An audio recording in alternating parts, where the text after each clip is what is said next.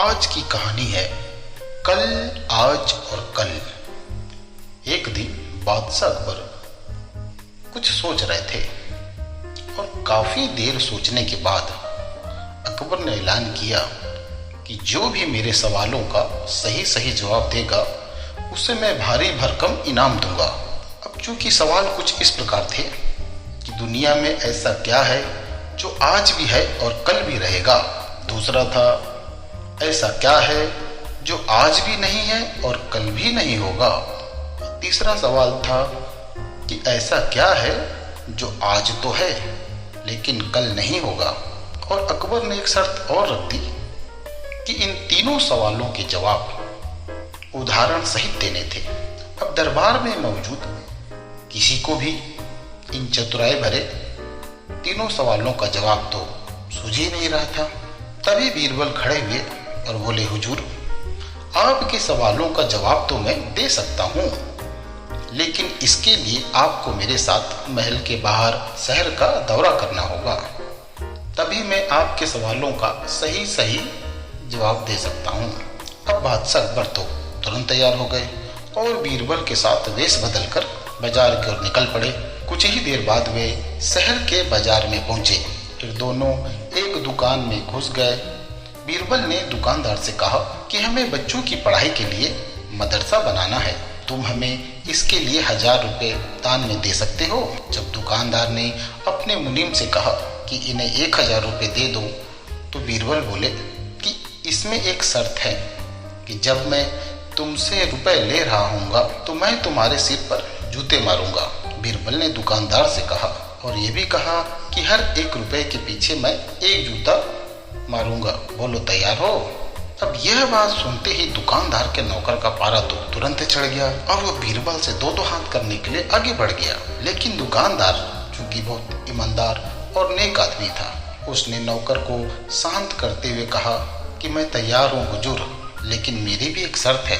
मुझे विश्वास दिलाना होगा कि मेरा यह पैसा किसी नेक काम पे ही खर्च होगा। अब ऐसा कहते हुए दुकानदार ने अपना सिर झुका दिया और बीरबल से बोला कि हुजूर, जूता मारना शुरू करें।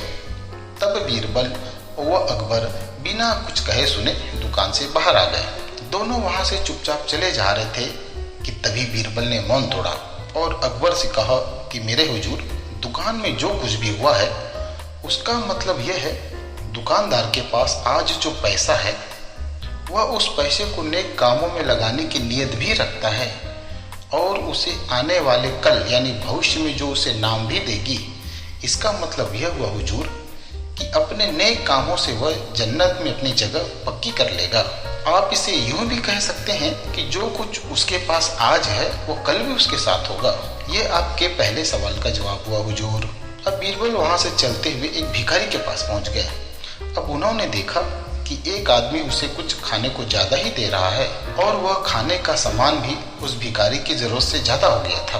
तभी बीरबल उस भिखारी के पास गए और बोले, भाई, हम भी भूखे हैं, कुछ हमें भी खाने को दे दो। अब यह सुनकर भिखारी उन पर बरस पड़ा और बोला, भाग यहाँ से, जाने कहाँ से चले आते हैं। तब बीरबल अकबर से बोला, यह रहा हुजूर आपके दूसरे सवाल का जवाब। यह भिखारी ईश्वर को खुश करना नहीं जानता है। इसका मतलब यह है कि जो कुछ आज इसके पास है वो कल नहीं होगा। फिर दोनों और आगे बढ़ गए। अब उन्होंने देखा कि एक तपस्वी पेड़ के नीचे तपस्या कर रहा है। बीरबल ने पास जाकर कुछ सोने के सिक्के उनके सामने रख दिए। तब वो तपस्वी बोला कि हटाओ इसे, यह मेरे किस काम का, मुझे ऐसा पैसा नहीं चाहिए। अब बीरबल बोले, हुजूर, इसका मतलब यह हुआ अभी तो नहीं लेकिन बाद में हो सकता है। आज यह तपस्वी सभी सुखों को नकार रहा है, लेकिन यदि ईश्वर की कृपा रही तो यह सब सुख इसके पास चलकर स्वयं आएंगे और इसे ईमानदारी का फल मिलेगा। और हुजूर, चौथी मिसाल तो आप खुद हैं कि पिछले जन्म में आपने कोई शुभ और अच्छे कर्म किए थे। आपका जीवन शानो शौकत के साथ बीत रहा है, किसी चीज की आपके पास कोई कमी नहीं है। यदि आपने इसी तरह ईमानदारी और न्यायप्रियता से राज करना जारी रखा तो कोई कारण नहीं कि वह सब कुछ कल भी रहेगा जो आज आपके पास है। लेकिन यह ना भूलें, यदि आप राह भटक गए तो कुछ भी आपके साथ नहीं रहेगा अपने सवालों के बुद्धिमत्तापूर्ण और चतुराई भरे सवाल सुनकर बादशाह अकबर तो बेहद खुश हो गए और उन्होंने बीरबल को भारी भरकम इनाम भी दिया। तो दोस्तों, इस चैनल पर हम ऐसी कहानियाँ लगातार लाते रहेंगे। चैनल को लाइक एवं सब्सक्राइब अवश्य करिएगा। धन्यवाद।